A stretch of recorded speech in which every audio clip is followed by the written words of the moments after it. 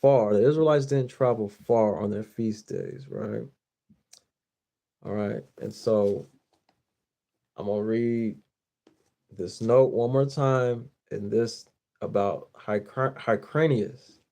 So in chapter 9, it says, how after the death of Antiochus or Antiochus, Hyrcanus made an expedition, he made a war against Syria. He made a league, a connection, right? He sold himself out with the Romans, to the Romans, concerning the death of King Demetrius and Alexander, right? So we're going to read about Hyrcanus, right? So Hyrcanus took also Dora and Marissa, cities of Idumea, right? Edom, and subdued all the Idumeans, right? The Edomites, and permitted them to stay in that country if they would circumcise their genitals and make use of the laws, the commandments of the Jews, the Israelites. And they were so desirous of living in the country of their forefathers that they submitted to the use of circumcision. We're going to read that note. And the rest of the Jewish ways of living, at which time, therefore, this befell them, this happened to them, that they were now and after no other than Jews. This is showing them being converted, right? That's all I'm reading about here. And it says here, but Hyrcanus, the high priest, was desirous restore the league of friendship they had with the Romans. Accordingly, he sent an embassy to them, and when the Senate had received this appeal, they made a league of friendship with them, the Edomites, after the matter following. I'm not going to read it. I'm going to read this note first. Right? So this is showing a conversion. It says here, this record by the Idumeans admitting circumcision, that they got circumcised, and the entire Jewish law commandments from this time and from the days of Hyrcanus is confirmed by the entire history afterwards.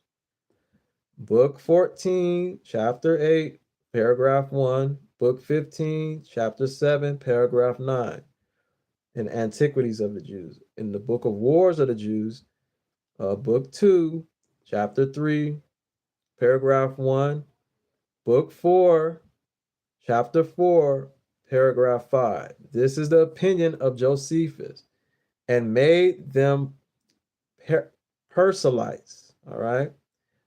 Hyrcanus did this. The high priest made them proselytes of justice or entire Jews, as here and elsewhere. Antiquities, Histories of the Jews, book 14, chapter 8, verse 1. Paragraph 1. However, Antagonist, the enemy of Herod, though Herod were derived from such a proselyte of justice for several generations, he was a convert, and will allow him to be no more than a half Jew. It's book 15, chapter 15, paragraph 2. But still take out Dean Perdix at the year of 129, the words of Animus of Gamarian. It says, beginning Gamarian, which fully confirmed this account. He confirms this record of the Idumeans and Josephus, that the Jews say he are such by nature and from the beginning, but Phoenicians and Syrians, but being afterwards subdued by the Jews and compelled to be circumcised, converted, right? And to unite into one nation, people, and be subject slaves to the same laws, commands. They were called Jews. Dio also says, as the dean there quotes him from book 36 and 37, that country is also called Judea and the people Jews. And this name is given also to many others as embrace their religion their practice, though of other nations, of other people. But then upon what foundation so good a governor as Hyrcanus took upon him to compel to make those Idumeans, the Edomites, either to become Jews, Israelites, or to leave the country, the nation, comma, deserves great consideration. I suppose it was because they had long ago been driven out of the land of Edom and had seized on and possessed the tribe of Simeon and on all the southern part of the tribe of Judah, which was the peculiar inheritance of the worshippers of the true God without idolatry, as the reader may learn from Reeland. And it's a book, it's Palestine. And it says at the year 140 and 165, right? So I'm just showing you that. It says the Jews was not to march or journey on the Sabbath. You can look that up in Jubilees also, or on such great festivals as was equivalent to the Sabbath, or any further than a Sabbath day's journey, or 2,000 cubits. See Antiquities, Histories of the Jews, Book 20, Chapter 8, Paragraph 6. So I'm going to read this again, because I restarted this live. It says, when Antiochus had erected a trophy at the river Lycus upon his conquest of Endates, the general of the Parthians, he stayed there 2 days, and it was at the desire of Hyrcanus or Hyrcanus, the Jew, because it was such a festival derived to them from their forefathers, whereupon the law of the Jews did not allow them to travel. And truly he did not speak falsely in saying so, for the festival which we call Pentecost did then fall out to be the next day to the Sabbath. Nor is it lawful for us to journey either on the Sabbath day or on a festival day. But when Antiochus joined battle with Archelaus, the king of Parthia, he lost a great part of his army and was himself killed. And his brother Demetrius succeeded in the kingdom of Syria by the permission of Artaxerxes, who freed him from his captivity at the same time that Antiochus or Antiochus attacked Parthia, as we have formerly related elsewhere. I'm leaving it like that. All right.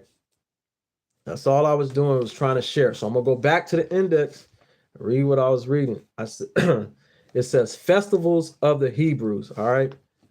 I'm not going to read the books. If you have the works of Josephus, you can go into the index and you can look at this. It says festivals of Hebrews. 3 great ones. There's 3 great feasts. Everybody knows that that's a true Israelite. And those festivals, Roman guards were posted at the temple. What are they doing there? According to some of y'all doctrines, right? It says here, festivals of the Hebrews, immunity was granted them at those festivals by Demetrius Soter, a Gentile, okay? They were allowed to do worship. Like you're in America, you're allowed to do worship, but what do a lot of Israelites do? We don't keep his law, statutes, commandment, and his holy days. So he's going to judge us in these different countries and lands. That's why we went into different captivities, because in these different captivities, you can do what? You can do your holy days. Why? Because the Most High has the power to change the heart of the kings and allow you to serve the Most High and do his holy days in their kingdoms. Okay? He had Gentile kings do that shit. You got to read it and look it up. Excuse my language. Okay, so now it says, celebrated by the Jews in shiny garments. That in their when they did their festivals, they were in shiny garments. And on them did no matter work. And on all of the feast days, they did no matter work, right? Servile work. Also, it says, celebrated by the Gentiles in idleness and in pleasure. What do you mean? They celebrated our festivals. Wait a minute. It says celebrated by the Gentiles in idleness and pleasure. right? No mourning among the Jews at such times on festivals, nor did they then travel far. We just read about that. They didn't travel far on the Sabbath or on feast days. You can look that up in Jubilees, and you can look it up in Jasher, whether you subscribe to those or not, or you think they fake or not. Egyptian women appeared at such times in public. All right. I don't know why, but it's saying that, and we need to look at that because those are Gentiles. Why are they coming to this feast day? I mean, I know that all of them have to, but I'm just saying. Whoever, hi. It says wood carried on festival day for the altar. You could do that. If you didn't know, you could do it. Festival at dedication of the temple by Judas Maccabees. That's it. So now I'm going to go into what I want you guys to understand and hear. I might go back to this later. It says privileges granted the Jews by Alexander the Great. So a Gentile king did what? He granted the Israelites what? Privileges. Who was it? Alexander the Great. You read it in the book of Apion 2:4. So you read that in 2:4. I'll go to that later. I'm trying to get to where I want to get to. Poppaea, Nero's wife, it says she was a religious lady and favored the Israelites. Interesting. That's a Gentile. Okay. A religious lady in favor of the Jews. All right. Now, priests. I'm going to read about priests, and what I'm trying to get to is priests, the high priesthood translated from one family to another. I'm trying to show that Edomites took over. It wasn't no longer from Aaron's seed. All right, because they start fooling around and messing around. So I'm going to get to that. All right. Appreciate you. All praise to the Most High for, he give me these garments, right? All right, so it says here, priests maimed. All right. It says priests, if maimed, are excluded from the altar and temple. All right. Priests are not to marry several sorts of women. Priests washed their hands and feet before they went to minister. Priests succeed one another according to their courses. Priests, their allowances. Priests, their courses in number, 24. Priests are very numerous.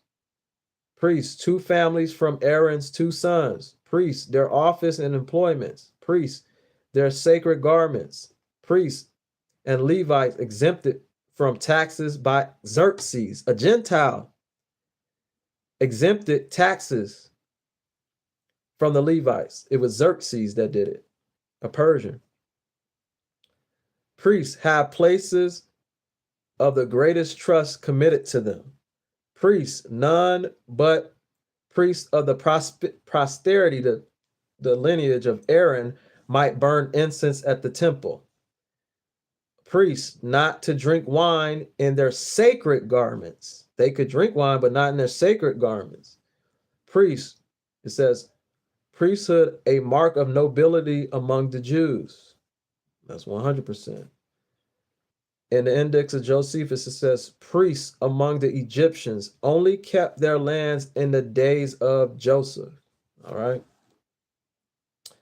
Priests, high priest, translated from one family to another. That's where we're going to look into. But let me finish reading this. We're going to go back to that. So it says high priesthood translated from one family to another. So how did Herod, who was an Edomite, get in there? Okay. How did he get in there? And others. Okay. All right. So it says here, priesthood, high priesthood, vacant at Jerusalem for 4 years during her life, and accepting under Antiochus Epiphanes and Astrobulus and Herod. Okay, the high priesthood taken from is not Christ; it's saying Jesus is another person, and given to Simeon by Herod. All right, high priesthood settled upon the family of Aaron. Originally, it was just through Aaron. All right. Um, Yeah, I'll finish going on. Okay, so it says high priest, not to be the son of a captive woman. You couldn't be a captive, you couldn't be a son of a slave woman. High priest went into the temple to officiate on Sabbath days, new moons, and festivals. New moons, months. All right. High priests were to marry a virgin and not to touch a dead body.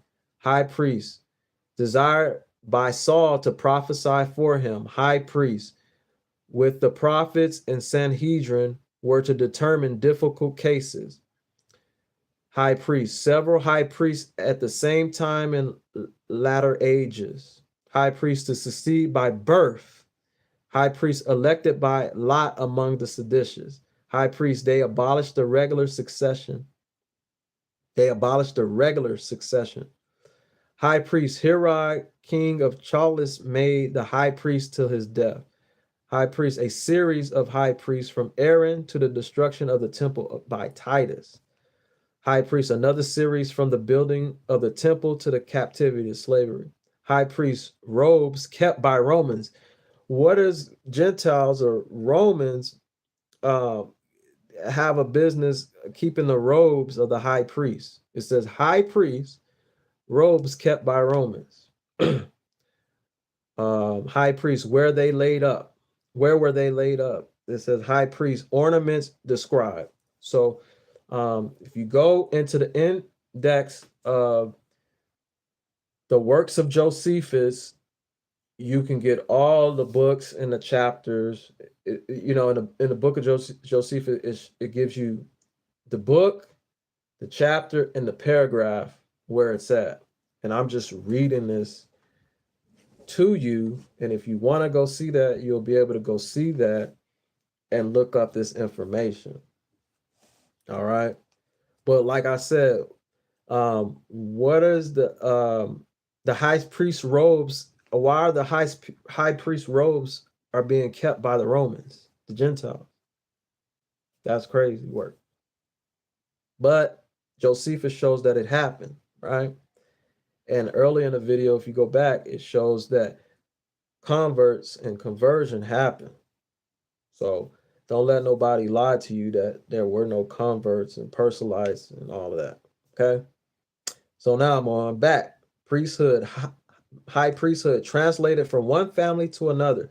We're gonna read that. So I'm gonna go to Antiquities of the Jews, book 5, chapter 11, paragraph 5, and I'm gonna read it for you. But if you have the book, you can go to it yourself.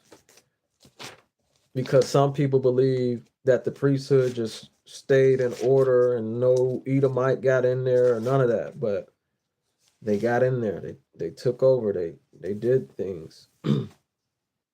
Right? So 5:11, 5:11:5. So 5:11:5, right? And that's what I'm trying to find it. Just give me a minute. 5:11:5.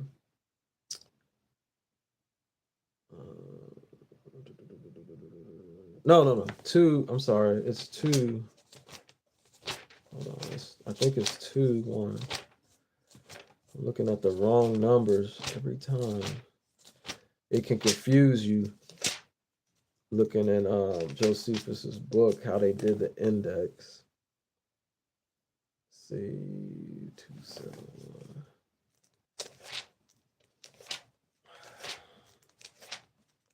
Bear with me, y'all. I'm trying to get this lineage thing come out, pop out. Where was that at? Because it translated, it moved around, it switched. People don't know about this. Come on, man. 511. Hate that. It's like every time I get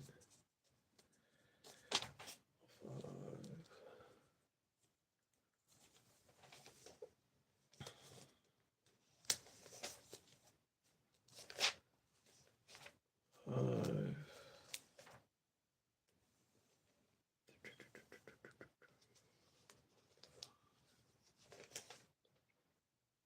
Okay.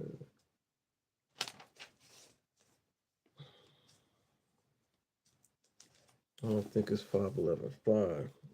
Make sure I'm tripping. It says 2010 So let's see.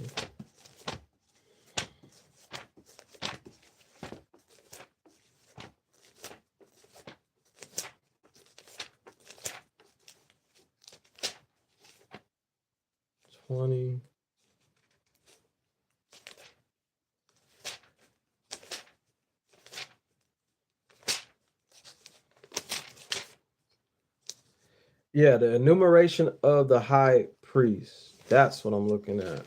That's what I'm looking for. So 2010 1. 2010 1.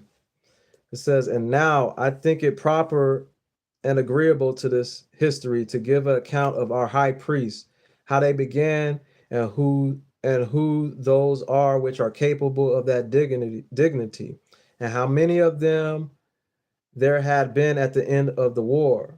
And in the first place, therefore, history informs us that Aaron and the brother of Moses officiated to the Most High Yah as a high priest, and that after his death, his son succeeded him immediately, and that this dignity have been continued down from them all to their posterity, his children, whence it is accustomed of our country, it's a law, it's a tradition of our country, that no one should take the high priesthood of the Most High, but he who is of the blood of Aaron, while everyone that is of another stock, though he were a king, can never obtain that high priesthood.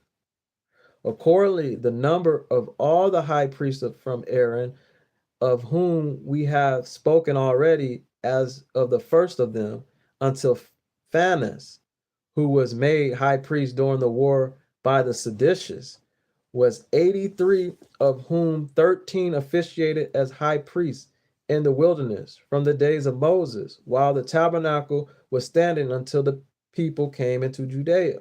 When King Solomon erected the temple of the Most High, for at first they held the high priesthood till the end of their life, although afterward they had successors while they were alive. Now these 13 who were the descendants, the children of the two of the sons of Aaron, received this dignity by succession, one after another, for their form of government was an aristocracy, astri, artris, aristocracy,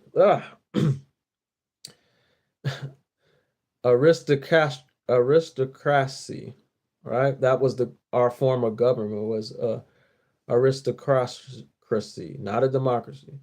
And after that, a monarchy. And in the third place, the government was regal. Now the number of years during the rule of these 13, from the day when our fathers departed out of Egypt under Moses, their leader, until the building of the temple, which King Solomon erected at Jerusalem, were 612. And after those 13 high priests, 18 took the high priesthood at Jerusalem, one in succession to the other, one after another, from the days of King Solomon until Nebuchadnezzar, king of Babylon, made a war against that city, and burnt the temple, the church, and removed our nation, our people, the Israelites, into Babylon, and then took Josedek, the high priest, captive as a slave. The times of these high priests were 460 years, 6 months and 10 days, while the Jews were still under the regal government. But after the term of 70 years captivity under the Babylonians, Cyrus, a Gentile, king of Persia, sent the Jews, the Israelites, from Babylon to their own land again, and gave them leave to rebuild their temple, their church, their body, at which time Jesus, the son of Josedek, took the high priesthood over the captives, the slaves, when they returned home. Now he and his children, who were in all 15 unto King Antiochus Eupator, were under a democratical government for 414 years. Then aforementioned Antiochus and Lysias, the general of his army, deprived Onias, who was also called Menelaus, of the high priesthood. He was deprived of the high priesthood, and they killed him at Berea. And driving away the son of Onias III, put Jochamus into the high priest's place, one that was indeed of the stock of Aaron, but not of the family of Onias. On which account Onias, who was the nephew of Onias that was dead, and bore the same name of his father, came into Egypt and got into the friendship of Ptolemy Philometor and Cleopatra his wife, and tricked them to make him the high priest, of the temple, a Gentile, which he built to God in the prefecture of Heliopolis. So they made a counterfeit temple. And in this, in imitation of that of Jerusalem, they mimicked Jerusalem. But as for that temple, which was built in Egypt, we have spoken of it frequently already. Now, when Jochamus had retained the priesthood, he took over the priesthood 3 years, he died, and there was no one that succeeded him, came after him, but the city continued 7 years without a high priest. But then the children of the sons of Asmoneus, who had the government of the nation, conferred upon them when they had beaten the Macedonians in war, appointed Jonathan to be their high priest, who ruled over them 7 years. And when he had been killed by the treacherous plans of Trypho, as we have related somewhere, Simon, his brother, took the high priesthood. And when he was destroyed at a feast by the tetrarch of his son-in-law, his own son, whose name was Hyrcanus, succeeded him. And after he had held the high priesthood 1 year longer than his brother, this Hyrcanus enjoyed that dignity 30 years and died an old man, leaving the succession to Judas, who was also called Astrobulus, whose brother Alexander was his hire, which Judas died of a sore distemper disease after he had kept the priesthood together with the royal authority. For this Judas was the first that put on his head a diadem, a crown, for 1 year. And when Alexander had been both king and high priest 27 years, he departed this life and permitted his wife Alexandria to appoint him that should be high priest. So she gave the high priesthood to Hyrcanus, but retained the kingdom herself 9 years, and then departed this life. The same duration, and no longer did her son Hyrcanus enjoy the high priesthood. For after her death, his brother Archelaus fought against him and beat him and removed him of his principality, and he did himself both reign and perform the office of high priest to the Most High. But when he had reigned 3 years and as many months, Pompey came upon him, and not only took the city of Jerusalem by force, but put him and his children in chains and sent them to Rome. He also restored the high priesthood to Hyrcanus and made him governor of the nation, but forbade him to wear a crown. This Hyrcanus ruled besides his first 9 years, 24 years, more when Bazarphanes and Parcarus, the generals of Parthians, passed over Euphrates and fought with Hyrcanus, and took him alive and made Antagonus, the son of Astrobulus, king. And when he had ruled 3 years, the 3 months, Sosius and Herod attacked him and took him when Antonin had him brought to Antioch and killed there. Herod was then made king by the Romans. See, Herod, a Edomite, but did no longer appoint high priests out of the family of Asmoneus, but made certain men to be so that were of no eminent family, famous family, but barely of those that were priests, excepting that he gave the dignity to Astrobulus. For when he had made this Astrobulus the grandson of that Hyrcanus, who was then taken by the Parthians, and had taken his sister Miriam to wife, he thereby aimed to win the goodwill of the people, who had a kind remembrance of Hyrcanus, his grandfather.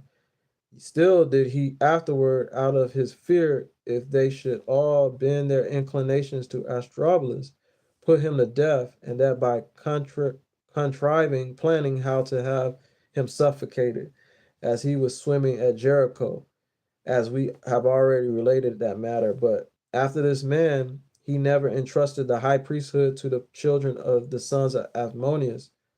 Archelaus also, Herod's son, did like his father in the appointment of the high priest, as did the Romans also, who took the government over the Jews into their hands, their power afterward. Accordingly, the number of high priests from the days of Herod until the day when Titus took the temple and the city and burnt them were in all 28. The time also that belonged to them was 107 years. Some of these were the political governors of the people under the reign of Herod and under the reign of Archelaus his son, although after their death the government became an aristocracy, and the high priests were entrusted with a dominion over the nation, the people. And so, and thus much may suffice to be, that's be enough said concerning our high priests. So it shows you that the high priest, it was translated, it kept moving, all right? But it was supposed to be funded originally on the sons of Aaron, nobody else, right? That's what who was supposed to have been funded upon, all right? Um, and that's all I got. But there's more on that if you actually read the high priesthood and you go over these the books and you get them right. Sometimes it's hard to get them right, but if you get them right, you'll go to the place and you'll be able to read and understand that um, that the high priesthood obviously was supposed to just be under the line of Aaron, and you know that it wasn't, and there was conversions, and there was leagues made with the Romans, and there were Roman or Edomite people that um, usurped the priesthood, and that's why there's judgment. All right. Um, that happens. So let me go to Apion 2:4. I just want to read this. If I can find it, all right. I'll read it.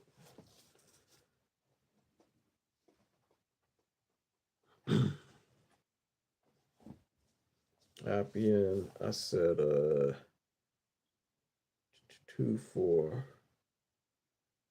Right? 2:4. So book 2, paragraph 4. All right. So I'm gonna read this. Let me make sure I'm at the right place.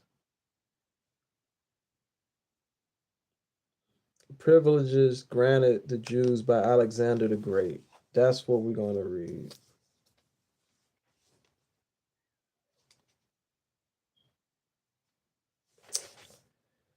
Okay. So, okay.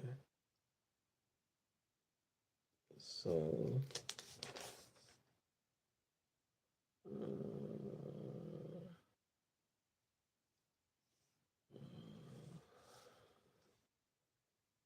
trying to make sure I'm getting this right.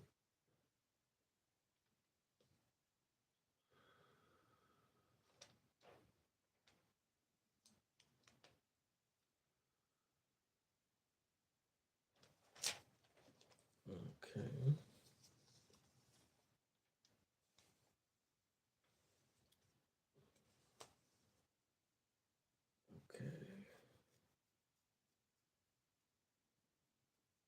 Okay. Let me see. It says here, it doesn't show that it's book 1 or book 2, but I'm just going to read it anyway. Why doesn't it show if it's book 1 or book 2? Anyway, okay, so let's read it. It says, "But let us now see what those heavy and wicked crimes are which Apion charges upon the Alexandrian Jews. They came, says he, out of Syria, inhabited the near tempestuous sea, and were in the neighborhood of the dashing of the waves. Now, if the place of the habitation includes anything that is reproachful, this man reproaches not his own real country, Egypt. Well, what he pretends to be his own country, Alexandria, for all are agreed in this, that the part of the city which is near the sea is the best part of all for habitation. Now, if the Jews gain that part of the city by force and have kept it hereto without impeachment, this is a mark of their valor. But in reality, it was Alexander himself that gave them that place for their habitation, their living. When they obtain equal privileges there with the Macedonians, nor can I devise what Apion would have said, and had their habitation been at Necropolis, right? The burial place of dead bodies, and not been fixed hard by the royal palace, as it is. Nor had the nation had a denomination of Macedonians, given them till this very day, as they have. Had this man now read this epistle of King Alexander, of those of Ptolemy, the sons of Lagus, or met with the writings of the succeeding kings, or at the pillar which is still standing at Alexandria. It contains the privileges which the great Julius Caesar bestowed, Caesar, a Gentile, bestowed, that means gave, upon the Jews. He gave them privileges. It wasn't him, but it was the Most High that did it. You understand, right? And had this man, I say, known these records, and yet have the impudence to write in contradiction to them, he have shown himself to be a wicked man. But if he knew nothing of these records, he have shown himself to be a man very ignorant. Now, when he appears to wonder how Jews could be called Alexandrians, this is another like instance of his ignorance. For all such as are called out to be colonies, although they be ever so far remote from one another in their original, receive their names from those that bring them to their new habitations, new land. And what occasion is there to speak of others, when those of us Jews, Israelites, that dwell at Antioch are named Antiochians or Antiochans, because Seleucus, the founder of that city, gave them the privileges belonging thereto. After the like manner do those Israelites that inhabit Ephesus and the other cities of Ionia enjoy the same name with those that were originally born there by the grant of the succeeding prince, the allowance of the prince, in which it was a Gentile prince or king. Now, the kindness and humanity of the Romans have been so great that it have granted leave to almost all others to take the same name of Romans upon them. I mean, not particular men only, but entire and large nations themselves also. For those anciently named Ivory and Tyranny and Sabani are now called Romani.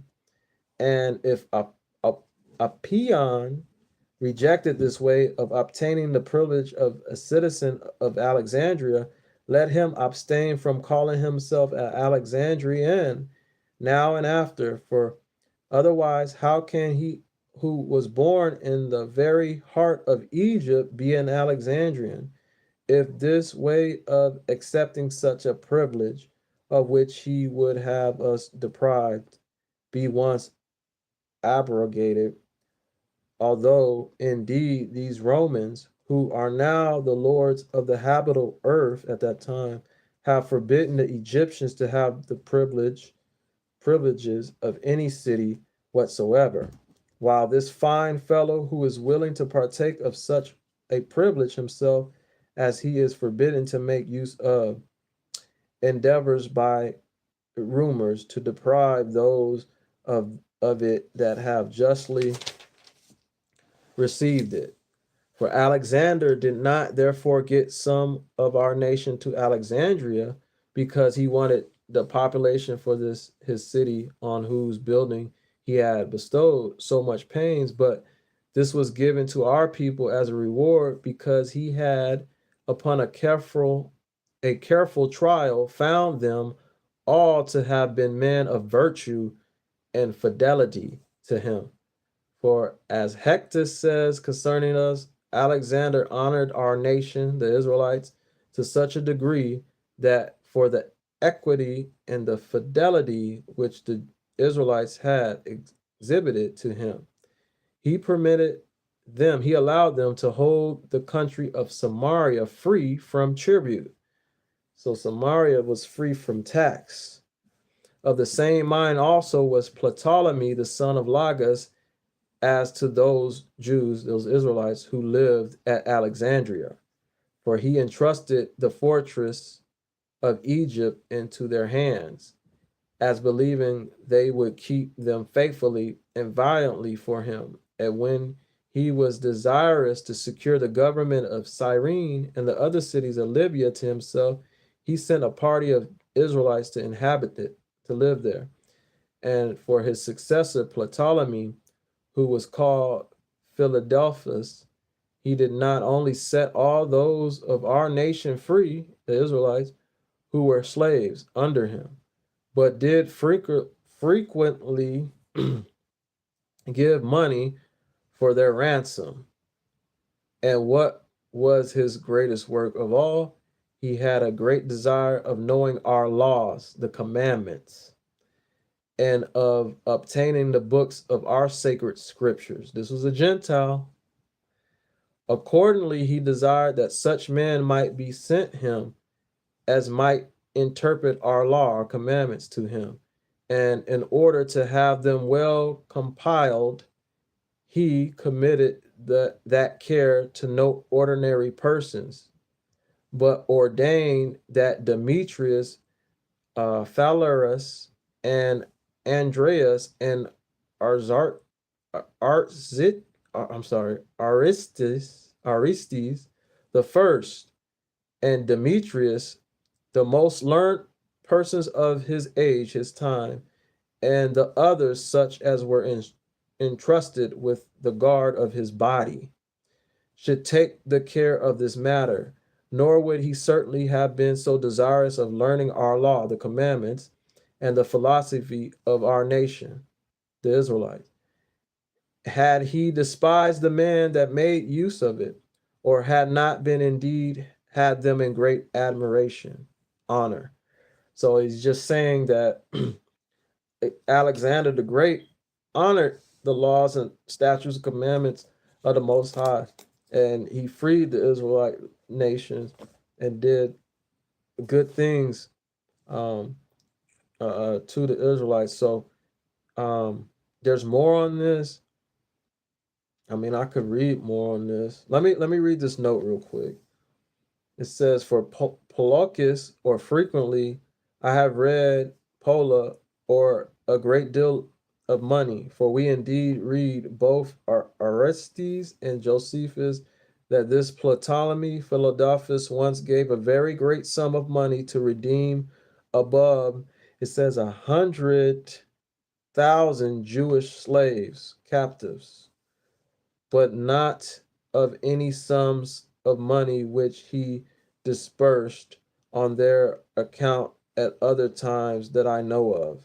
So that was the note, just letting you know how many Jews that Ptolemy freed. All right, he paid a ransom for. All right.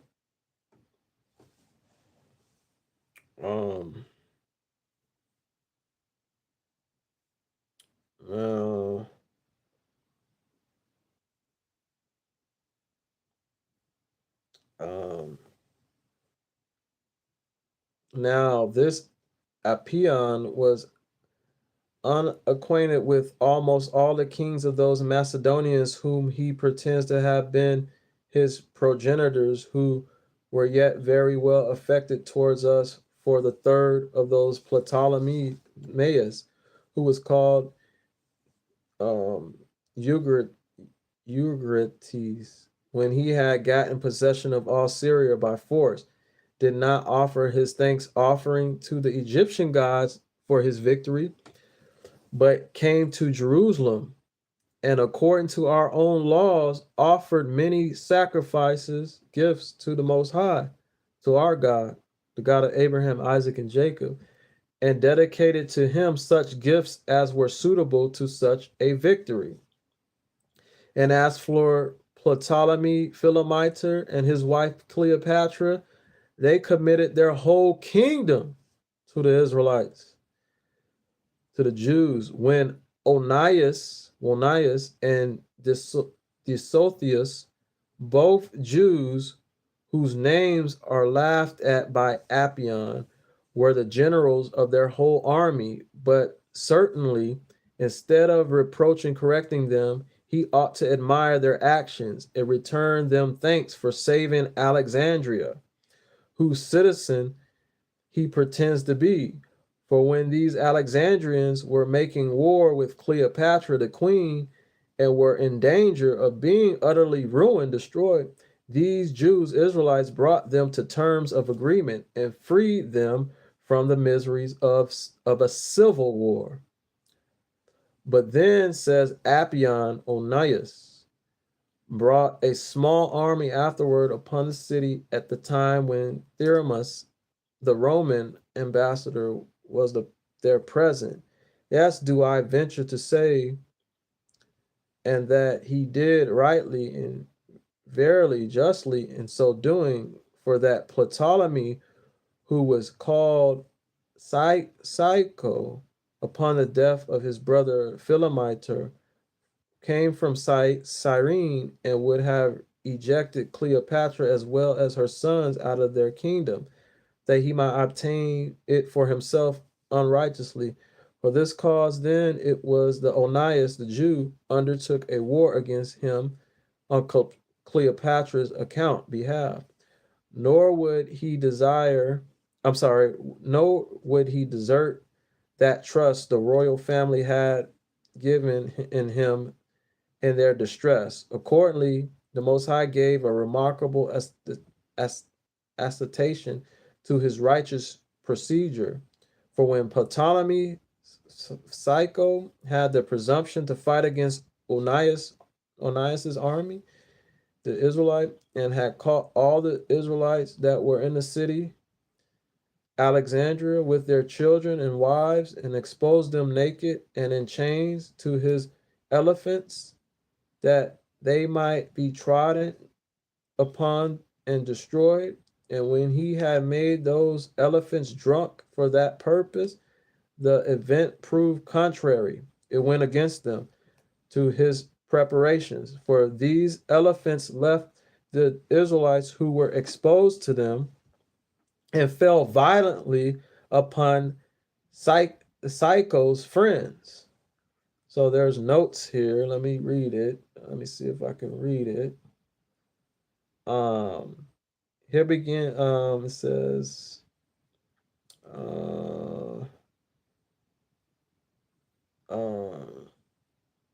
It says here, Josephus is ascribing a deliverance of the Jews to the reign of Ptolemy Psycho, the seventh of those Ptolemies, which have been universally supposed to have happened under Ptolemy Philopater. For the fourth of them is no better than a gross error of the moderns, and not of Josephus, as I have fully proved in some record. So I gotta finish reading it. It says, Psycho's friends and slew a great number of them. Now after this, Ptolemy saw a terrible ghost which prohibited his hurting those men, his very concubine, who he loved so well. Some call her Ithaca and others Irene, making prayers to him that he would not perpetrate so great of wickedness. So he complied with her request and repented of what he either had already done or what he was about to do. Whence it is well known that the Alexandrian Jews, Israelites, do with good reason celebrate this day on the record that they had thereon been saved such an evident deliverance from the Most High. However, apion and the common calumniator of men, the rumors of men, have the presumption to accuse the Jews for making this war against Psycho, when he ought to have commended them for the same. This man also makes mention of Cleopatra, the last queen of Alexandria, and abuses us because she was ungrateful to us, whereas he ought to have reproved her, who indulged herself in all kinds of injustice and wicked practices, both with regard to her nearest relations, family, and husband, who had loved her, and indeed in general with regard to all the Romans, and those emperors that were her benefactors, who also had her sister Arsenio killed in the temple, when she had done her no harm. However, she had her brother killed by private treachery, and she destroyed the gods of her country and the tombs of her progenitors. And while she had received her kingdom from the first Caesar, she had the impudence to rebel against his son and successor. She corrupted Antony with her love tricks and rendered him an enemy to his country and made him treacherous to his friends, and by this means robbed some of their royal authority and forced others in her madness to act wickedly. But what need I enlarge upon this head any farther?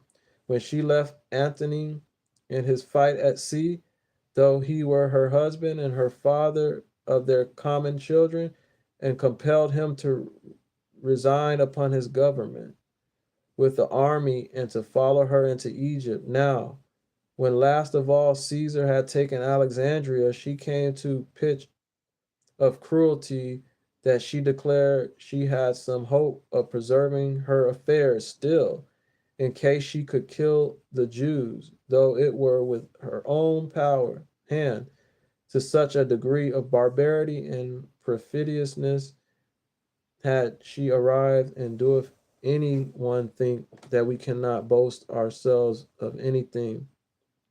If, as Apion says, this queen did not at a time of famine distribute wheat among us, however, she at length met with the punishment she deserved. As for us Jews, we appeal to the great Caesar, what assistance we brought him, and what fidelity we showed to him against the Egyptians, as also to the Senate and its decrees, and the epistle of Augustus Caesar, whereby our merits to the Romans are justified. Apion ought to have looked upon those epistles, and in particular to have examined the testimonies given on our behalf under Alexander and all the Ptolemies, and the decrees of the Senate and of the greatest Roman emperors. And if Germanicus was not able to make a distribution of corn to all the population of Alexandria, that only shows what a barren time it was and how great a need there was then of corn, but tends nothing to the accusation of the Jews. For what all the emperors have thought of the Alexandrian Jews is well known. For this distribution of wheat was no otherwise omitted with regards to the Israelites than it was with regard to the other population of the Alexandria, but they still were desirous to preserve what the kings had formerly entrusted to their care. I mean, the custody of the river, nor did those kings think them unworthy of having the entire custody thereof upon all occasions. But besides this, Apion objects to us, if the Jews be citizens of Alexandria, why do they not worship the same gods with the Alexandrians? To which I give this answer: since you are yourselves Egyptians, why do you fight out it one against another and have impeccable wars about your religion? At this rate, we must not call you all Egyptians, nor indeed in general men, because you breed up with great care beasts of a nature quite contrary to that of men, although the nature of all men seems to be one and the same. Now, if there be such differences in opinion among you Egyptians, why are you surprised that those who came to Alexandria from another country had original laws of their own before, and should preserve in the observance of those laws? But still, he charges us with being the authors of sedition, riots, civil wars, which accusations, if it be just, righteous ones, why is it not laid against us all, since we were known to be all of one mind? However, those that search into such matters will soon discover that the authors of sedition have been such citizens of Alexandria as Apion is Egyptian. For while they were the Grecians and Macedonians who were in possessions of the city, there was no sedition raised against us, the Israelites, and we were permitted to observe our ancient solemnities, right, celebrations. But when the number of the Egyptians therein came to be considerable, the times grew confused, and then these seditions break out still more and more, while our people continued uncorrupted. These Egyptians, therefore, were the authors of these troubles, who, not having the constancy of Macedonians, nor the prudence of Grecians, indulged all of them the evil ways of the Egyptians, and continued their ancient hatred against us. For what is here so presumptuously charged upon us is owing the difference that are amongst themselves, while many of them have not obtained the privileges of citizens in proper times, but style those who are well known to have had the privileges extended to them all, no other than foreigners. For it does not appear that any of the kings have ever formally given those privileges of citizens upon Egyptians, no more than have the emperors done it more lately. While it was Alexander who introduced us into the city at first, the kings augmented our privileges therein, and the Romans have been pleased to preserve them always invaluable. However, Apion would lay a blot upon us because we do not erect images to our emperors, as if those emperors did not know this before or stood in need of Apion as their defender, whereas we ought rather to have admired the magnanimity and modesty of the Romans, whereby they do not compel those that are subject slaves to them to transgress, to break the laws, the commandments of their countries, but are willing to receive the honors due to them after such a manner as those who are to pay them esteem, consistent with piety, respect, and with their own laws. For they do not thank people for conferring honors upon them when they are compelled by violence so to do. Accordingly, since the Grecians and some other nations think it's a right thing to make images, no, when they have painted the pictures of their parents and wives and children, they exult for joy. And some there are who take pictures for themselves of such persons as were no way related to them. No, some take the pictures of such servants as they were fond of. What wonder is it then if such as they appear willing to pay the same respect to their princes and lords? But then our legislator have forbidden us, which is Moses, to make images, not by way of denunciation beforehand that the Roman authority was not to be honored, but as despising a thing that was neither necessary nor useful for either God or man. And he forbade them. He told us no, as we shall prove now and after, to make these images for any part of the animal creation, and as much less for God himself, who is no part of such animal creation. Yet have our legislator, which is Moses, now nowhere forbidden us to pay honors to worthy men, provided they be of another kind and inferior to those who those we pay to God, with which honors we willingly testify our respect to our emperors and to the people of Rome. We also offer perpetual sacrifices for them, nor do we only offer them every day at the common expenses of all the Israelites.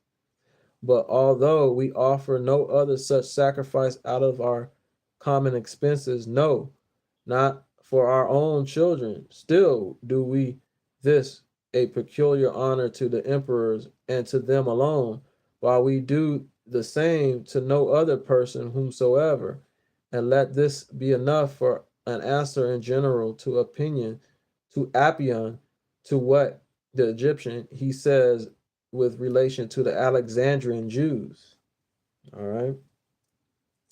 However, I cannot but admire those other authors who furnished this man with such his materials. I mean, Poseidonus and Apollonius, the son of Malo, who, while they accuse us for not worshiping the same gods whom others worship, they think themselves not guilty of impiety, disrespect, when they tell lies of us and frame absurd and reproachful stories about the temple. Whereas it is a most shameful thing for free man to create lies, forge lies of any occasion, and much more to forge them for our temple, which was so famous over all the world, Jerusalem, and was preserved so sacred by us. For Apion have the impudence to pretend that the Israelites placed an ass's head in their holy place. He writes that this was discovered when Antiochus Epiphanes robbed our temple and found that ass's head there made of gold and worth a great deal of money. To this, my first answer shall be this, that had there been any such thing among us, an Egyptian ought by no means to have thrown it in our teeth, since an ass is not a more contemptible animal than what Farnes in the Latin, which what animals denotes does not now appear.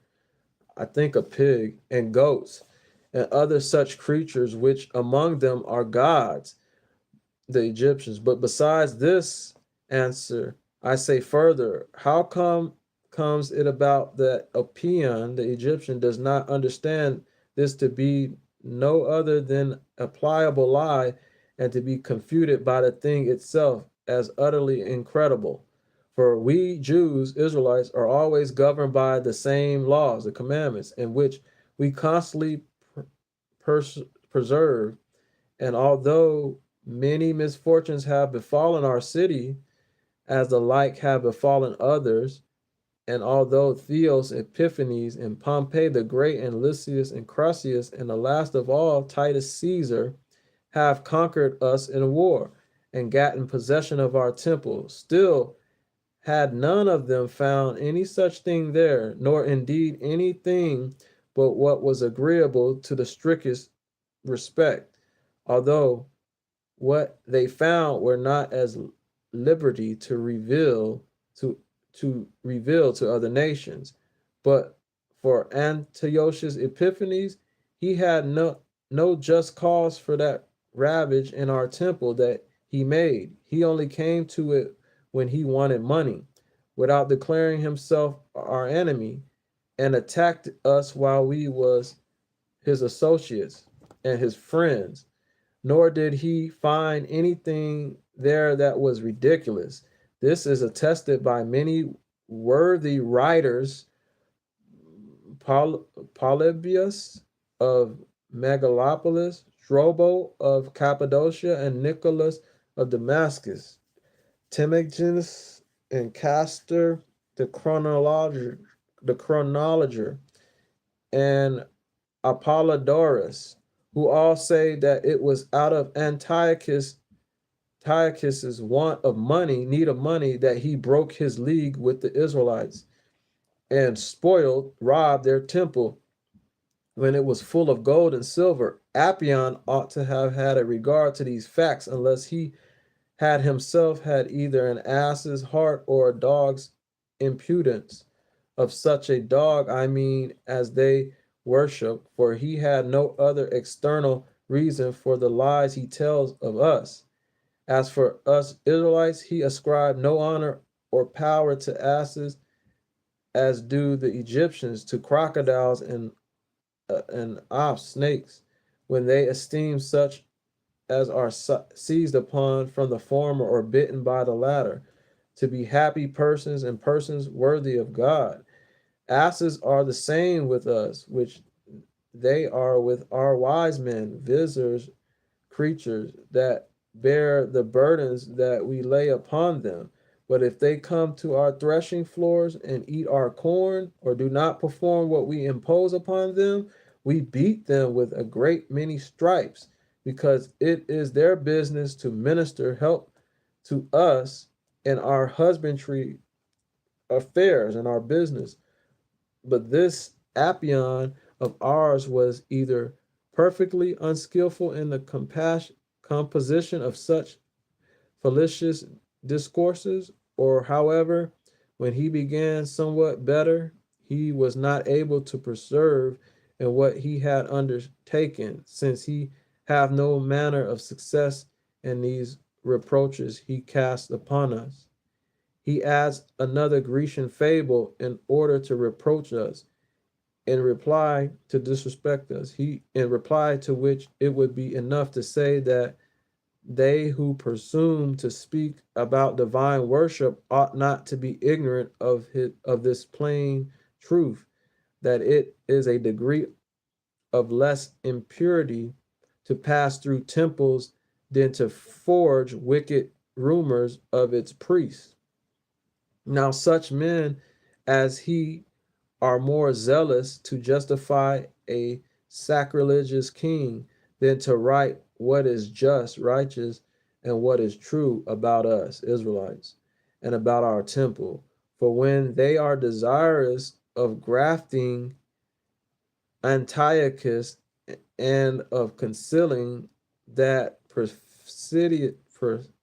perfidiousness and sacrilege which he was guilty of, with regard to our nation, when he wanted money, they endeavored to disgrace us and tell lies, even relating to futurities. Apion became other men's prophet upon this occasion, and says that Antiochus found in our temple a bed, and a man lying upon it with a small table before him full of dainties from the fishes of the sea and the fowls of the dry land, that this man was amazed at these dainties so set before him, that he immediately adored the king upon his coming in, as hoping that he would afford him all possible assistance, that he fell down upon his knees and stretched out to him his right hand and begged to be released. And that when the king asked him to sit down and tell him who he was and why he lived there and what was the meaning of this various sorts of food that were set before him, the man made a lamentable complaint, and with sighs and tears in his eyes, crying, he gave him this record of the distress he was in, and said that he was a Greek, and that he went over this city in order to get living, and he was arrested upon by foreigners on a sudden, and brought to this temple, and sought upon therein, and was seen by nobody, but was fattened by these curious provisions, so that was set before him, and that truly at the first such unexpected advantages seemed to him a matter of great joy,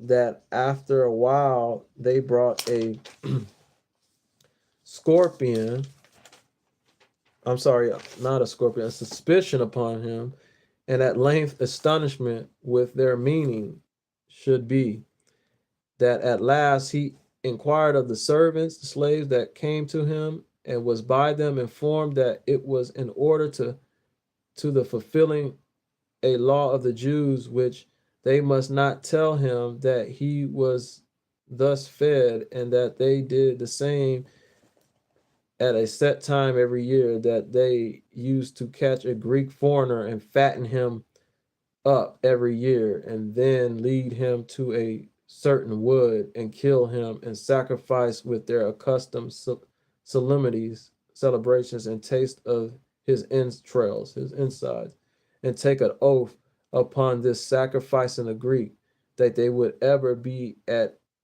war with the Greeks. And then they threw the remaining parts of the miserable wretch into a certain pit. Apion adds further that a man said that there were but a few days to come ere he was to be killed, and implored Antiochus that, out of a reverence he bore to the Grecian gods, he would disappoint the traps the Jews laid for his blood, and would deliver him from the miseries with which he was surrounded by.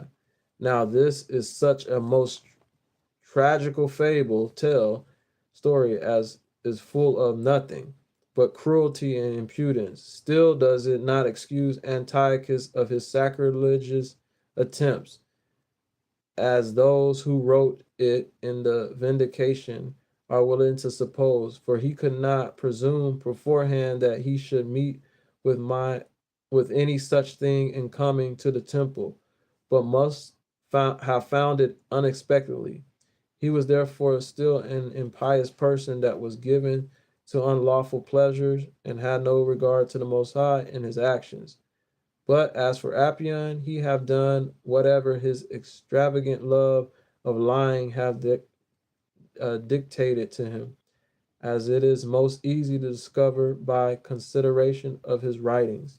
For the difference of our laws is known, not to regard the Grecians only, but they are principally opposite to the Egyptians and to some other nations also. For while it so falls out that men of all countries come sometimes and live among us, how comes it about that we take an oath, a promise, and conspire, we plan only against the Grecians, the Greeks, and that by the effusion of their blood also? Or how is it possible that all the Jews should get together to these sacrifices, and the entrails of one man should be sufficient enough for so many thousands to taste of them, as Apion pretends? Or why did not the king carry this man, whosoever he was and whatsoever was his name, which is not set down in Apion's book, with great pomp back into his own country, when he might thereby have been esteemed a religion's person himself, and a mighty lover of the Greeks, and might thereby have procured himself great assistance from all men against the hatred of the Israelites bore to him. But I leave this matter, for the proper way of confuting fools is not to use bare words, but to appeal to the things themselves that make against them. Now then, all such as ever saw the construction of our temple, of what nature it was, know well enough how the purity of it was never to be profaned, for it had four several courts encompassed with cloisters round about, every one of which had by our law a peculiar degree of separation from the rest.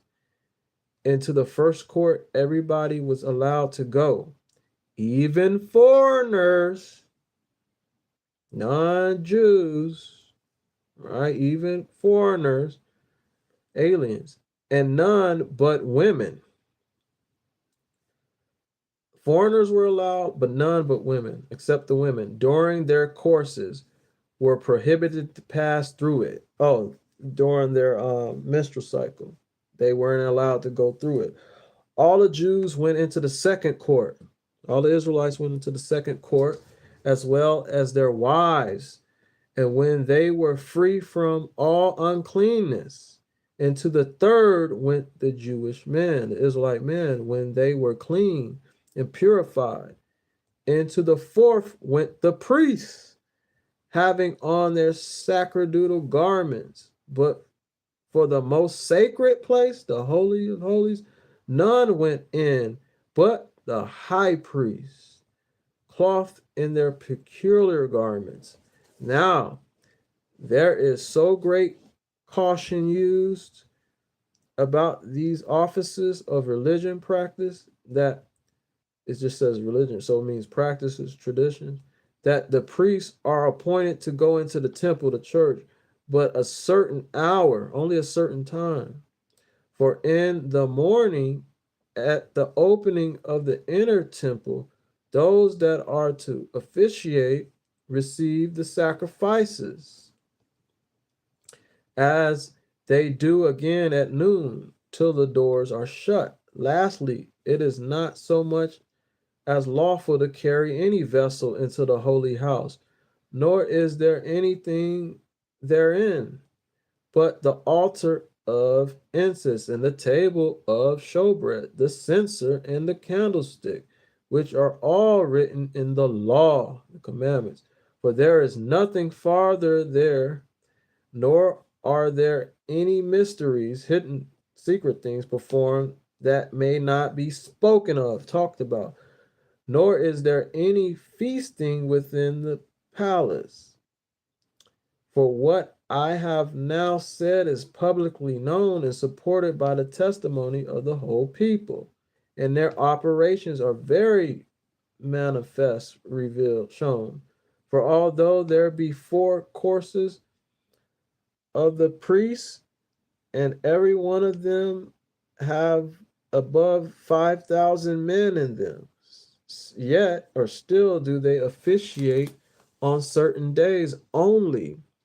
And when those days are over, our priests succeed in their performance of their sacrifices and assemble together at midday and receive the keys of the temple and the vessels by tale, without anything relating to food or drink being carried in the temple.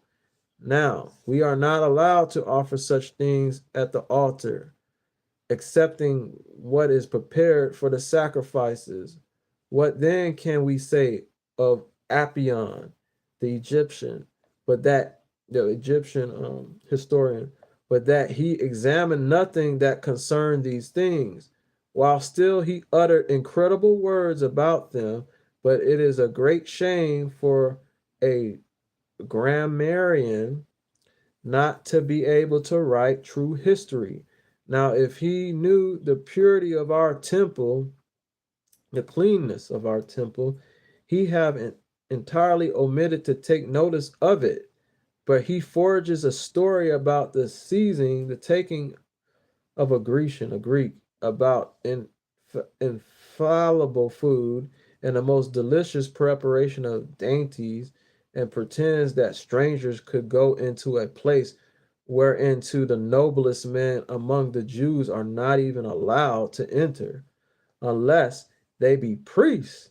This, therefore, is the utmost degree of disrespect and a voluntary lie in order to the delusion of those who will not examine into the truth of matters, whereas such unspeakable mischiefs as are above related have been occasioned by such calumnies, rumors that are raised upon us.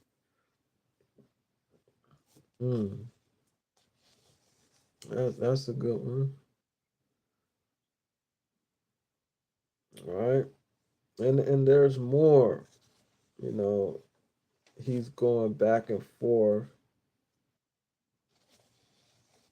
He's going back and forth against Apion, the Egyptian, speaking evil against the Israelites. So he's correcting those things that were spoken um, against them. All right. And there's more on that. I don't want to just continue to read these things, but I think I'll read this last one over here. But says Apion, we Jews have not had any wonderful men amongst us, not any inventors of arts, nor any form eminent for wisdom, famous for wisdom. He then enumerates Socrates and Zeno and Cleanthes and some others of the same sort. And after all, he adds himself to them, which is the most wonderful thing of all that he says and pronounces. Alexandria to be happy because it has such a citizen as he is in it. For he was the fittest man to be a witness of his own deserts, although he have appeared to all others no better than a wicked mountebank of a corrupt life, and ill discourse, on which account one may justly pity Alexandria, if it should value itself upon such a citizen as he is. But as to our own men, we have had those who have been deserving of condemnation, uh, of respect, as any other whosoever, and such as have perused our antiquities, histories, cannot be ignorant of them. As to our other things which he sets down as blameworthy, it may perhaps be the best way to let them pass without apology, that he may be allowed to be his own accuser and the accuser of the rest of the Egyptians. However, he accuses us for sacrificing animals and from abstaining from swine's flesh, eating pigs, and laughs at us for the circumcision of our private members. Now, as for our slaughter of tame animals for sacrifice, it is common to us and to all other men, but this apion, for by making it a crime to sacrifice them, demonstrates himself to be an Egyptian, for had he been either a Grecian or a Macedonian, as he pretends to be, he had not shown an uneasiness at it, that sacrifice. For these people glory in sacrificing whole hectatombs, hecatombs to the gods, and make use of those sacrifices for feasting, celebrating, and yet is not the world thereby rendered destitute of cattle, as Apion was afraid would come to pass? Still, if all men had followed the manners of the Egyptians, the world has certainly been made empty as to mankind, but had been filled full of the wildest sort of brute beasts, which, because they supposed them to be gods, they carefully take care of. However, if anyone should ask Apion which of the Egyptians he thinks to be the most wise, the most pious of them all, he would certainly acknowledge the priest to be so.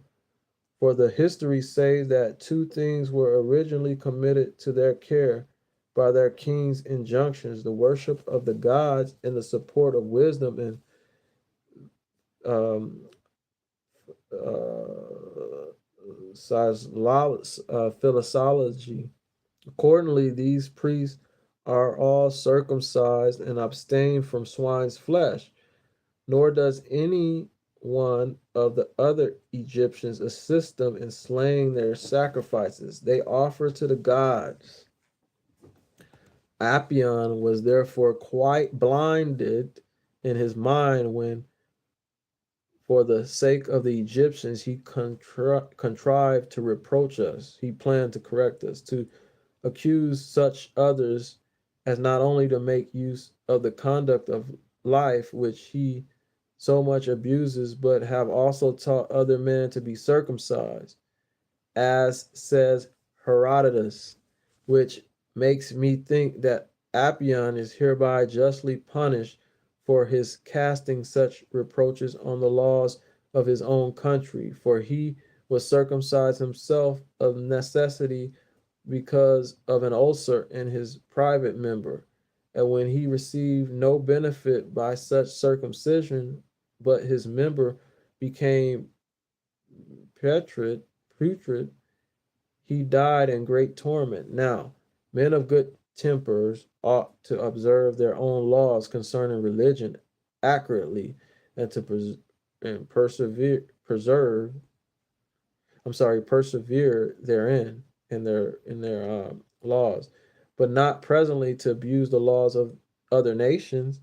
While this Apion deserted his own laws and told lies about ours, and this was the end of Apion's life, and this shall be the conclusion of our discourse about him.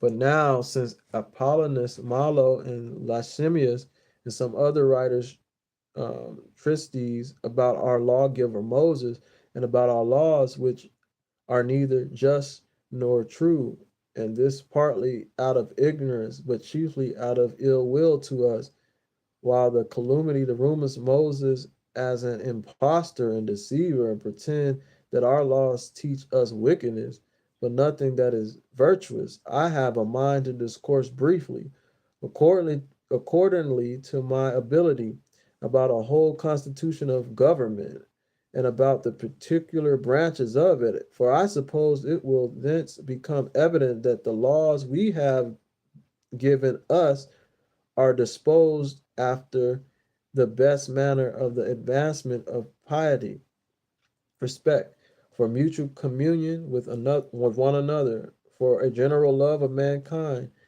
as also for justice and for sustaining labors with fortitude and for a contempt of death.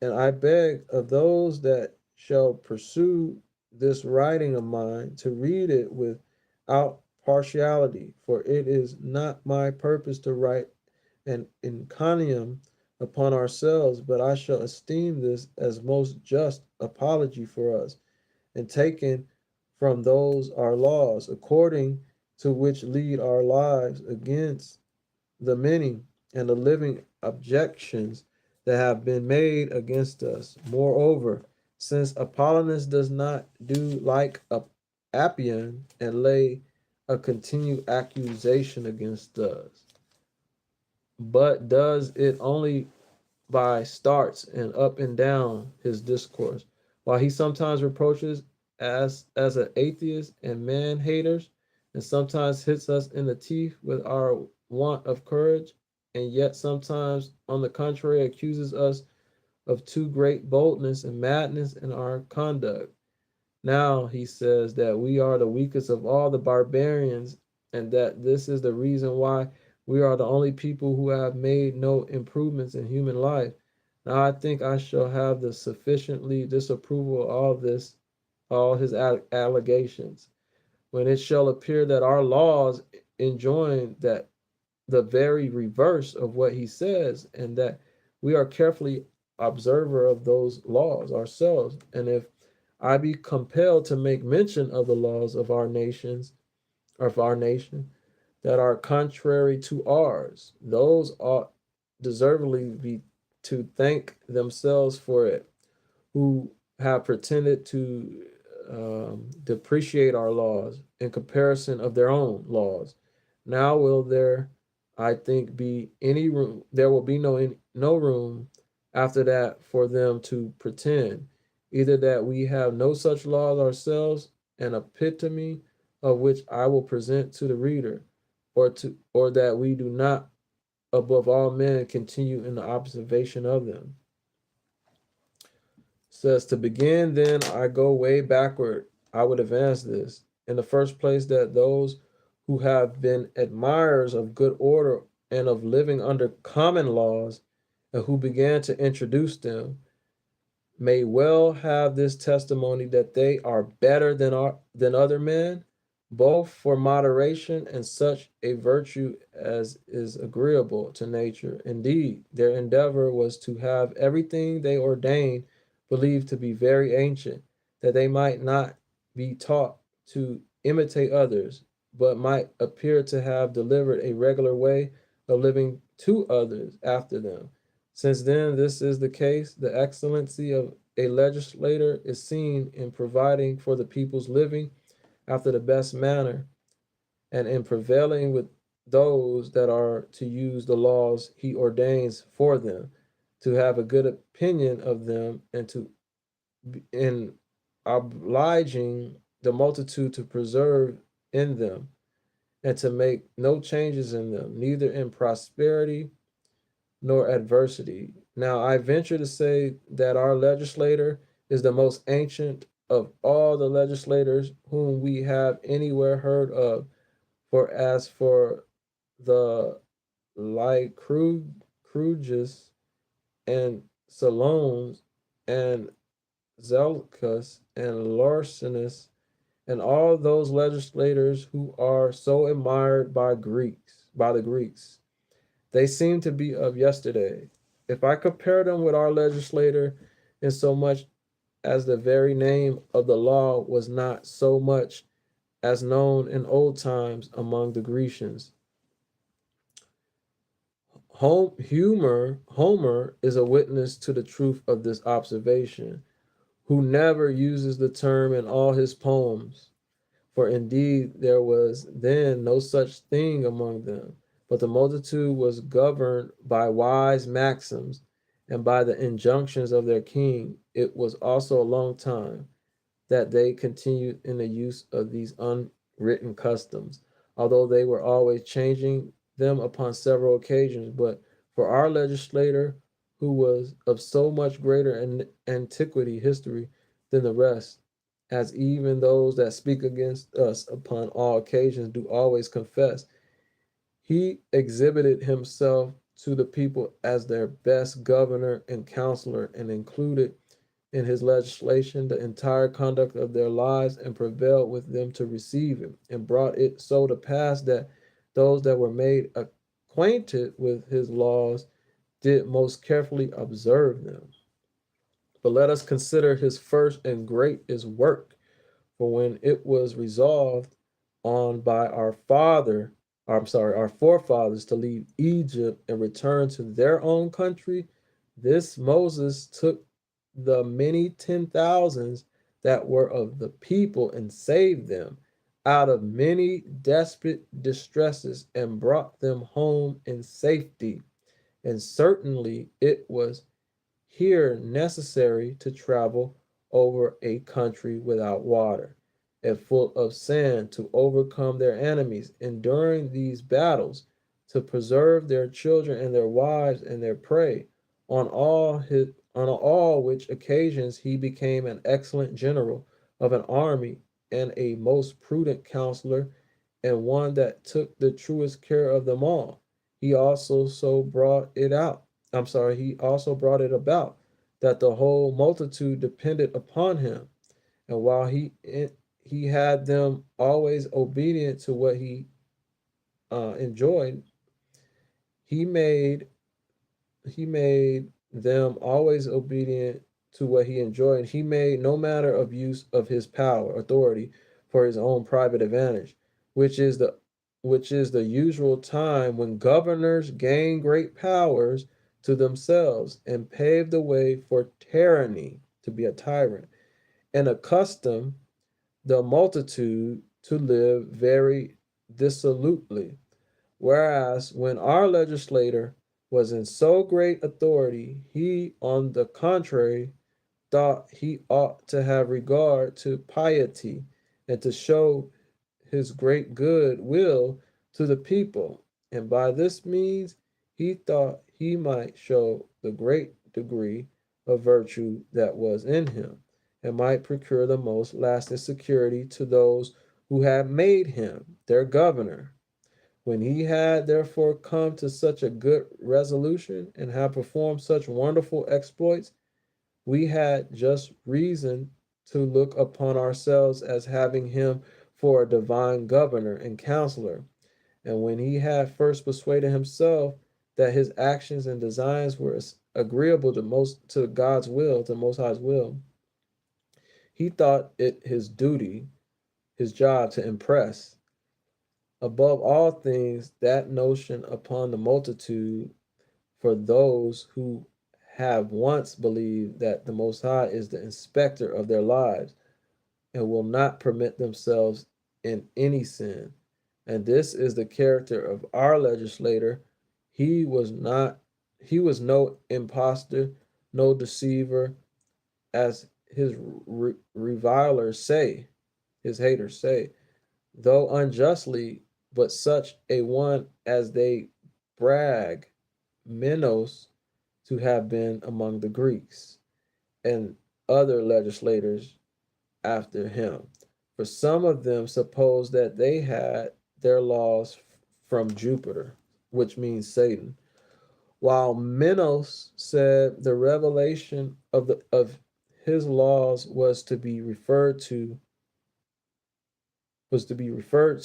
Apollo and his oracle at Delphi, and whether they really thought they were so derived or supposed, however, that they could persuade the people easily that so it was, but which of these it was who made the best laws, and which had the greatest reason to believe in the Most High.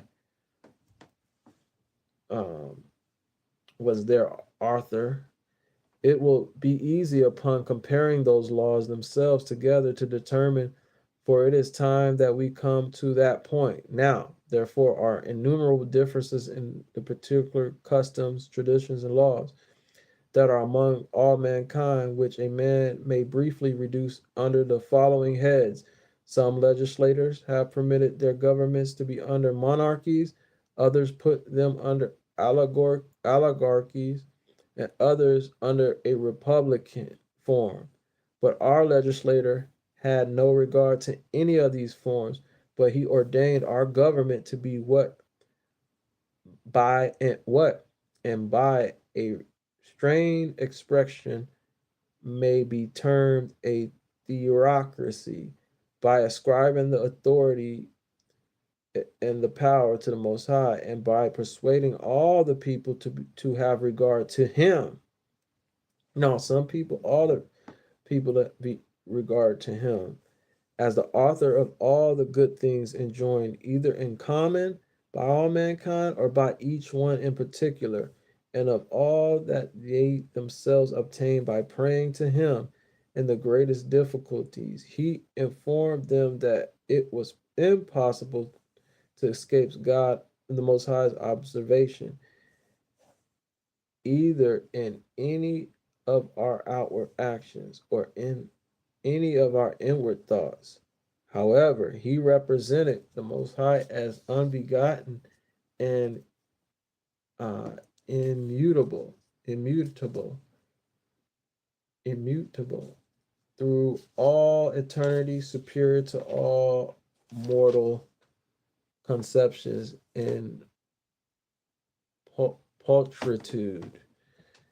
And though known to us by his his power, yet unknown to us as to his essence. I do not now explain how these notions of the Most High are the sentiments of the wisest among the Grecians, and how they were taught them upon the principles that he afforded them. However, they testify with great assurance that these notions are just and agreeable to the nature of the Most High and to his majesty. For Pythagoras and Anaxagoras and Plato and the Stoic philosophers that succeed them, and almost all the rest are of the same sentiments and have the same notions of the nature of the way of the Most High. Yet, still, durst not these men disclose those true notions. They don't tell the truth to more than a few, because the body of the people are prejudiced with other opinions beforehand. But our legislator, who made his actions agree to his laws, commandments, did not only prevail with those that were his contemporaries to agree with these his notions, but so firmly imprinted this faith to the Most High upon all their posterity that it never could be removed.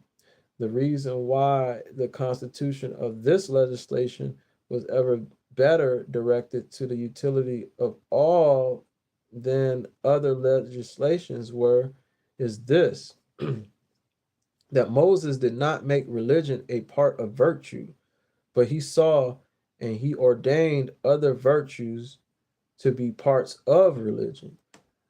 I mean, justice and fortitude and temperance and a universal agreement of the members of the community with one another. For all our actions and studies and all our words in Moses' settlement have a reference to respect towards the Most High.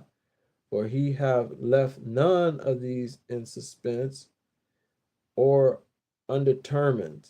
For there are two ways of coming at any sort of learning and moral conduct of life. The one is by instruction in words, the other by practical exercise. Now, other lawgivers have separated these two ways in their opinions, and choosing one of those ways of instruction, or that which best pleased every one of them, and neglected the other. Thus did the Lacedaemonians, Lacedaemonians, and the Cretans teach by practical exercise, but not by words, while the Athenians and almost all the other Grecians made laws about what was to be done or left undone, but had no regard to the exercising them thereto in practice. But for our legislator, Moses, he very carefully joined these two methods of instruction together, for he neither left these practical exercises to go on without verbal instruction, nor did he allow the hearing of the law to proceed to be heard without the exercise, the doing exercise for practice.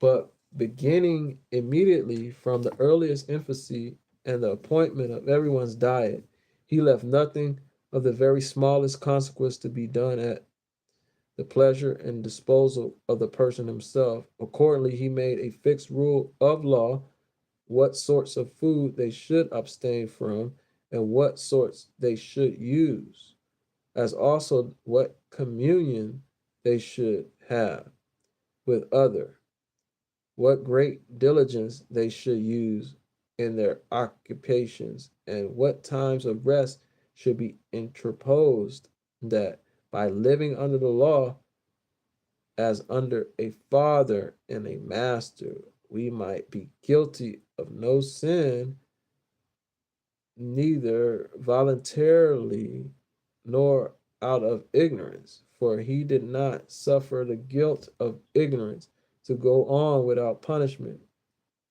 but demonstrated the law to be the best and the most necessary instruction of all others, permitting the people to leave off their other employments and to assemble together for the hearing of the commandments, the law, and learning it exactly, and this not once or twice or oftener, but every week, which thing all the other legislators seem to neglect. Hmm. And indeed, the greatest part of mankind are so far from living according to their own laws that they hardly know them. But when they have sinned, they learn from others that they have transgressed the law. Those also who are in the highest and principal post of the government confess they are not acquainted with those laws, familiar with those laws, and are asked to take such persons for their assessors in public administrations as profess to have skill in those laws. But for our people, if anybody do but ask any of them about our laws, he will more readily tell them all than he will tell his own name. And this in consequence of our having learned them immediately as soon as ever we became sensible of anything, and of our having them, as it were, engraven on our souls. Our transgressors of them are but few. Our transgressors are law breaking, or iniquity of them, or law breaking of them are but few. And it is impossible when any do offend to escape punishment. And this very thing it is that principally creates such a wonderful agreement of minds amongst us all. For this entire agreement of ours in all our notions concerning the Most High, and our having no difference in our course of life and manners, procures among us the most excellent concord of these our manners, our behavior, that is, in anywhere among mankind. For no other people but we, the Israelites, have avoided all discourses about the Most High that any way contradict one another, which yet are frequent among other nations. And this is true not only among ordinary persons, according as everyone is affected, But some of the philosophers have been insolent enough to indulge in such contradictions, while some of them have undertaken to use such words as entirely take away the nature of the Most High, as others have taken away his providence, care over mankind. Nor can anyone perceive amongst us any difference in the conduct of our lives, but all works are common to us all. We have one sort of discourse concerning the Most High, which is conformable to our law, commandments, and affirms that he sees all things, all as also we have but one way of speaking concerning the conduct of our lives, that all other things ought to have piety, respect for their end. And this anybody may hear from our women and servants themselves. Hence have arisen the accusation which some make against us, that we have not produced men that have been the inventors of new operations or new ways of speaking, or others think it a fine thing to persevere in nothing that has been delivered down from their forefathers, and these testify to it to be an instance of the sharpest wisdom when these men venture to transgress those traditions.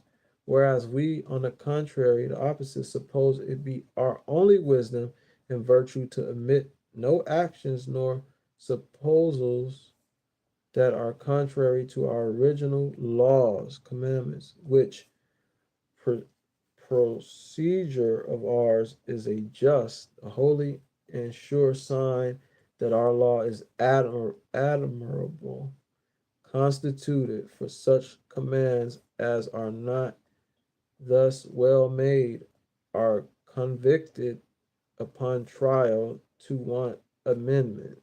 But while we are ourselves persuaded that our law was made agreeable to the will of the Most High, it will be impious for us not to observe the same.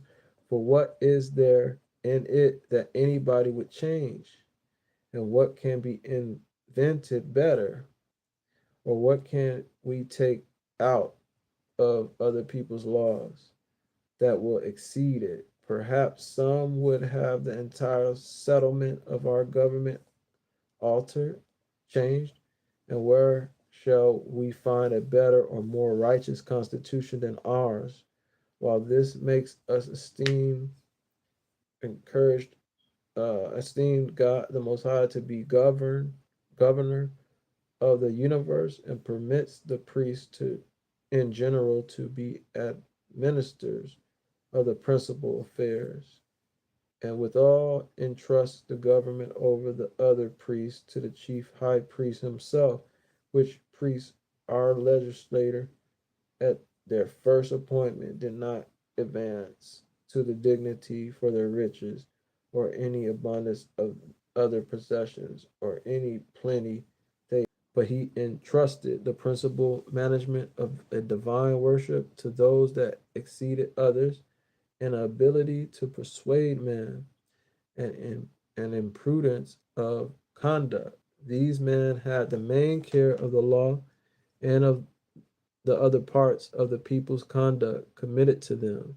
for they were the priests who were ordained to be the inspectors of all, and the judges in doubtful cases, and the punishers of those that were condemned to suffer punishment. Mm, dang. And then it says, what form of government then can be more holy than this? What more worthy can kind of worship can be paid to the Most High than we pay, where the entire body of the people are prepared for, it says, for religion, where an extraordinary degree of care is required in the priest, and where the whole piety respect is so ordered as if it were certain religious solemnity. For what things foreigners, when they solemnize such festivals, celebrations, are not able to observe for a few days' time and call them mysteries and sacred ceremonies. We observe with great pleasure and unshaken resolution during our whole lives. What are the things then that we are commanded or forbidden? They are simply and easily known. The first command is concerning the Most High and affirms that the Most High contains all things, and this is being every way perfect and happy, self sufficient, and supplying all other beings, the beginning and the middle and the end of all things. He is manifest in his works and benefits and more conspicuous than any other being whatsoever. But as to his form and magnitude, he is most obscure. All materials, let them be ever so costly, are unworthy to compose an image for him, and all arts and unartful to express the notion we ought to have of him. We can neither see nor think of anything like him, nor is it agreeable, respectful to form a resemblance of him. We see his works, the light, the heaven, the earth, the sun, and the moon, the waters, the generations of animals, the productions of fruits. These things have the Most High made, and not with hands, nor with work, nor as needing the assistance of any to cooperate with him, but as his will resolved they should be made, and be good also. They were made and became good immediately. All men ought to follow this being and to worship him in the exercise of virtue, for this way of worship the Most High is the most holy of all others. There ought to also be but one temple for one God, one Most High, for one power. For likeness is the constant foundation of agreement. This temple ought to be common to all men because he is the common God of Yah of all men. His priests are to be continually about his worship, over whom he that is the first by his birth is to be their ruler continually. His business must be to offer sacrifice to the Most High, together with those priests that are joined with him, to see that the laws be observed, to determine controversies, and to punish those that are convicted of injustice, while he that does not submit to him shall be subject to the same punishment as if he had been guilty of disrespect towards the Most High himself. When we offer sacrifice to him, we do it not in order to surfeit ourselves, or to be drunken, for such excess are against the will of the Most High.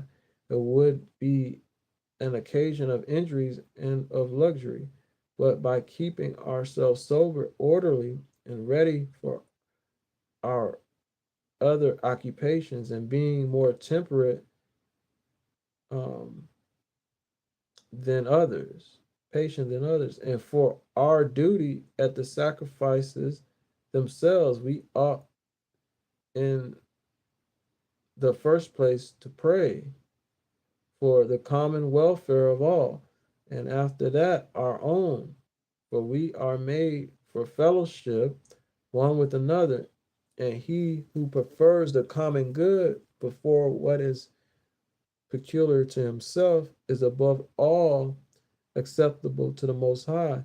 And let our prayers and supplications be made humble to the Most High, not so much that he would give us what is good, for he have already given that on his accord, and have proposed the same publicly to all, as that we may duly receive it, and when we have received it, we may preserve it, keep it.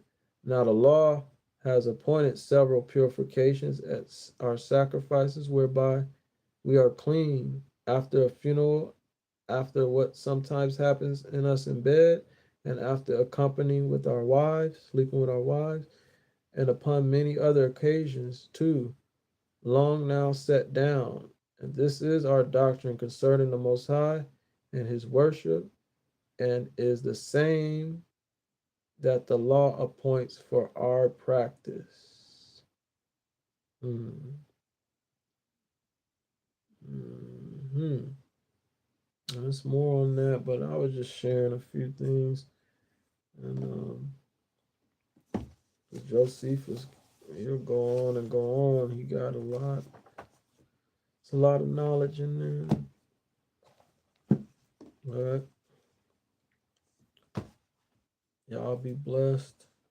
Shalom.